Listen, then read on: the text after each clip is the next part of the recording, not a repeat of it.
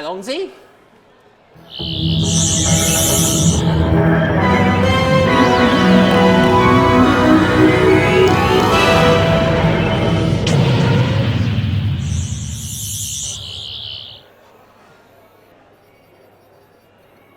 What's this?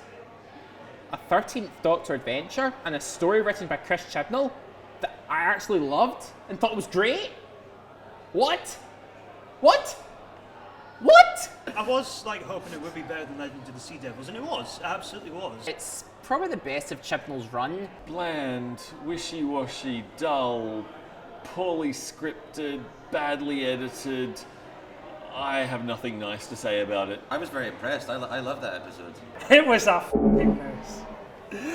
I'm not saying I didn't like it, but it was a mess. Dear God. I did go into Power of the Doctor not getting my hopes up, and I was pleasantly surprised. The main thing I want to tell the viewers at home is that I have never seen Mr. David Cherry cry this much at any piece of fictional media ever. It was light. He basically fell over sobbing. We had to pause the television so that he could cry a little bit more without us not being able to hear the episodes. Okay. In my defence, I was very, very, very drunk. The plot was a joke. The plot was terrible.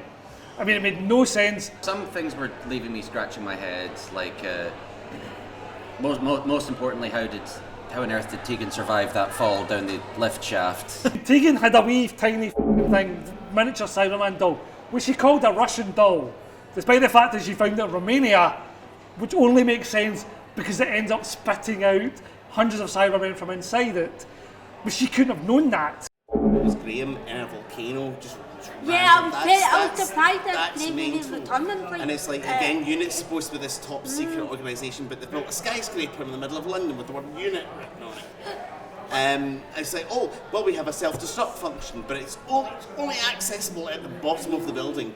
And that's another, again, it's a Chibnall thing, have another script draft, because you've got to pick out the things that don't make sense, and that didn't make sense. It felt like someone took a perfectly good half dozen episodes and stuck them in a blender and took out all the good parts. There was a Dalek, which was a traitor, which would have been a really good episode, a really good whole episode. There was a Master as Rasputin, which would have been a really good whole episode.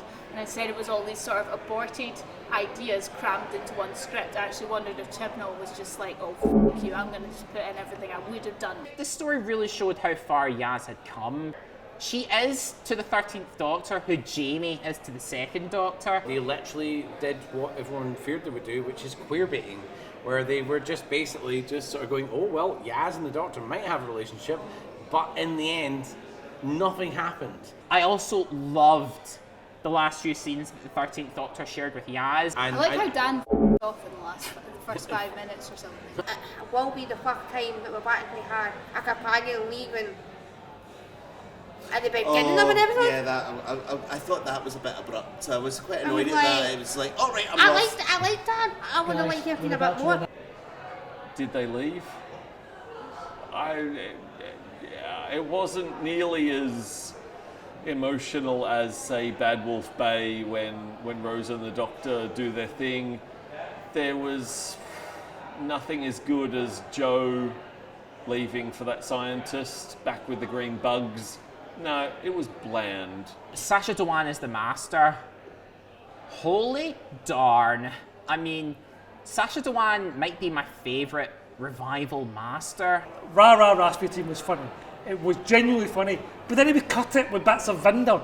He didn't have the confidence in his own.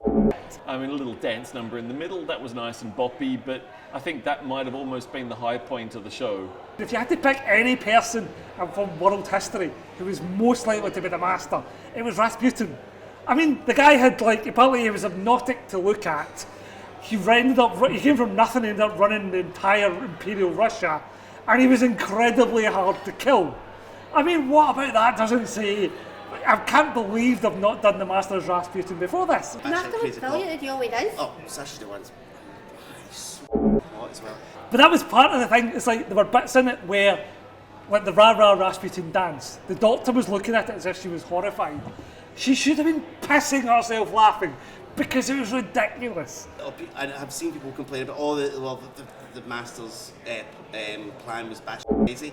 The Master's plans have always been that crazy. They've never been straightforward. They're always elaborate. The reactions of the characters made no sense to me because genuinely, if you're sitting watching it at home going, that painting now looks ridiculous, so should Ace and Tegan have been thinking the same things. I liked that they had some of the old companions. I love Tegan and her saltiness. Yeah. It was just amazing. The bit that I screamed was seeing Ian Chesterton. Ian Chesterton, thank goodness! The man made his way long overdue companion return. Who's the poor soul that's going to have to sit and try to explain, one, how the generation works, because that was before his era, and two, the fact that Jodie's now Doctor's now a woman. Who's going to have to be the poor soul to try to explain that to him and try to get his head around that? Because if you look at Ian's character, it took him a long time to actually grasp his head around the whole idea of time travel and how it all works.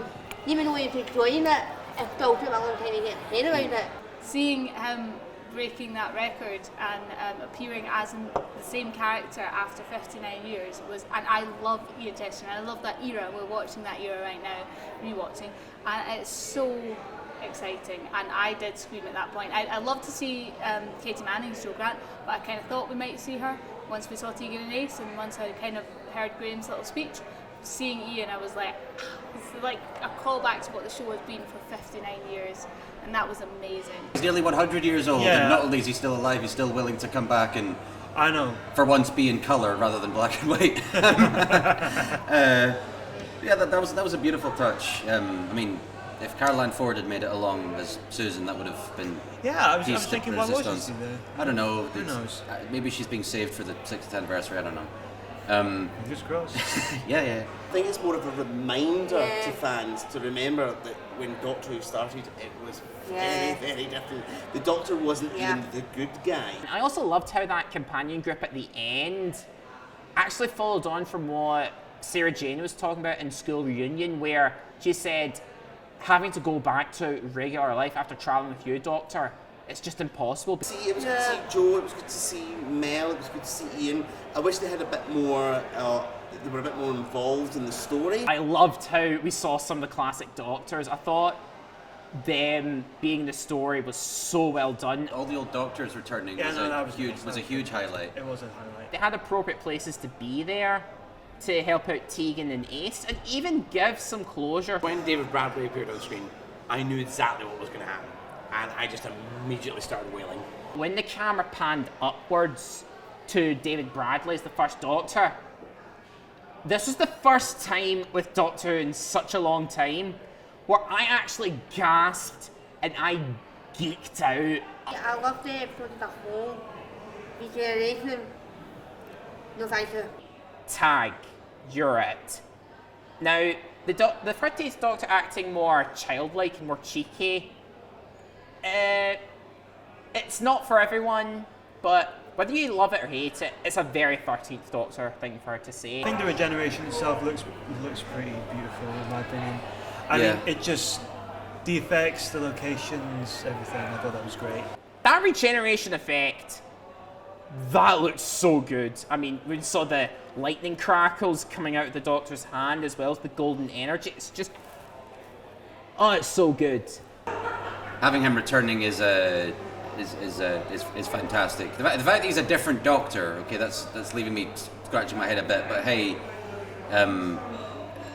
it's Just, do you see how it goes? I mean, hopefully the writing will be good. I mean, hopefully we get an original story and, you know, just some great dialogue for once. I don't know, David Tennant playing the 14th Doctor, I'm honestly not sure about that. I have total faith in Russell T Davies returning. I mean, his writing is just fantastic. Yeah. Both Doctor Who and outside of it. John Hart played the 9th Doctor, and David Tennant played both the 11th and 12th Doctors, if we're going by that logic. If I was Ncuti Gatwa and had any kind of power as an actor, I wouldn't be thrilled. I've gone from being the 14th Doctor to being the 15th Doctor after David Tennant comes back to do a week to run about for 3 episodes. That doesn't look good for me as an actor. And it also doesn't necessarily look great for the show because, I mean, they brought Tennant back to big up the audience, to bring a bit of momentum to the show and a bit of like kind of memes and Twitter and all that. And there's a name for people like that. The people who big up things before the actual main event. And the name for that is a fluffer. So David Tennant, I hate to say, sorry, I know you're a big Doctor Who fan, but you've been brought back as a fluffer, and that's not brilliant, I'm sorry. As much as I love David and the Tenth Doctor, because next season is my favourite for Modern Who, but for me in general, I feel like it's okay. So the whole era they've been moaning about Women Doctor, they've moaning about Jodie acting, they've been moaning about the writing, and now they've just went, okay, here, they'll what you want, take it, now shut up, let us move on. I trust David, I trust Russell and what in his theory and what he's going with because we know what he can pull out and what he does is always great.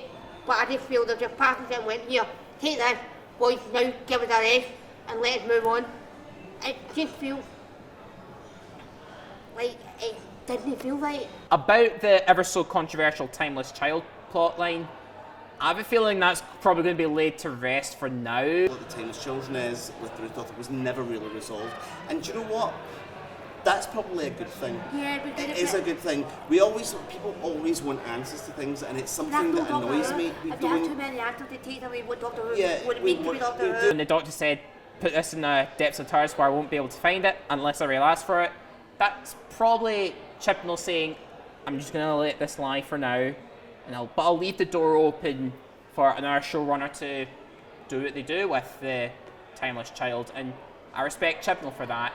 He's left us with more questions and more mystery, and I do think that is a good thing. Oh, yeah. I think I would be more. I think I would be disappointed if he just wrapped all that up and then moved on. He's actually left, and it's something maybe other writers and showrunners down the line might pick up on. Who knows? It kind of feels like Chibnall's kind of going, oh well, that didn't work out. Oh well, because he never followed up the Timeless Child plotline either. He neither tick all the boxes off and say, right, I've resolved that, I've sorted this out.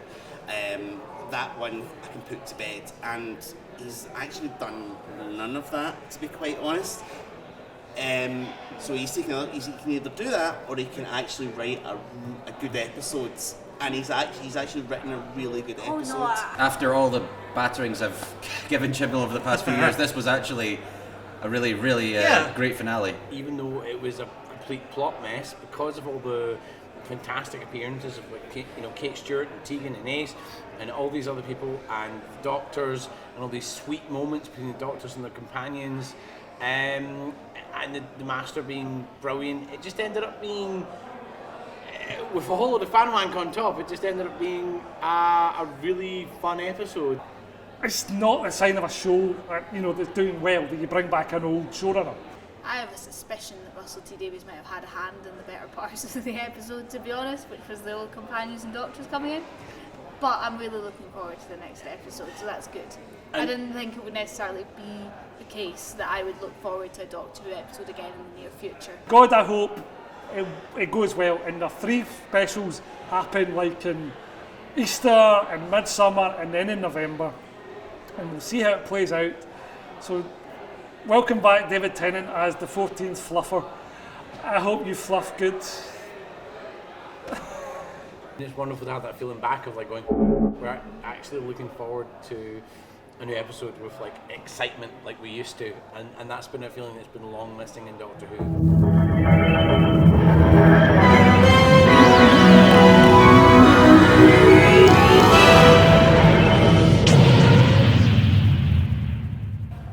Okay, is this working? Is this working? Oh, hello everyone. I just wanted to know that if you all have a little bit of time, I want you all to just don't forget to click below and subscribe to the official Doctor Who Glasgow YouTube channel. Or was it the... I don't know. Any case. Oh, Donna! Oh, Donna, watch out for that lever! Anyway, got to go. Alongzy?